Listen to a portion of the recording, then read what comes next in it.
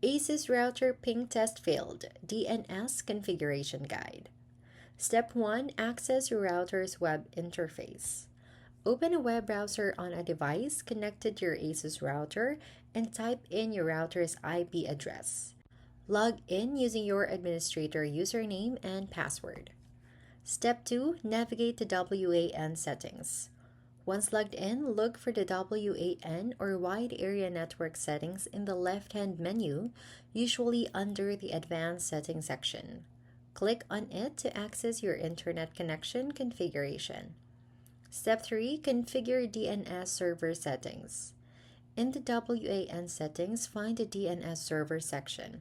By default, it might be set to connect to DNS server automatically. Try changing this to manually input DNS server and enter public DNS servers like Google's DNS or Cloudflare's DNS. Click Apply to save the changes. Step 4. Perform a ping test. After applying the DNS changes, go to the Networks Tools section, locate the Network Ping or Network Analysis utility. Enter a reliable website address like google.com and run the ping test to see if it's now successful.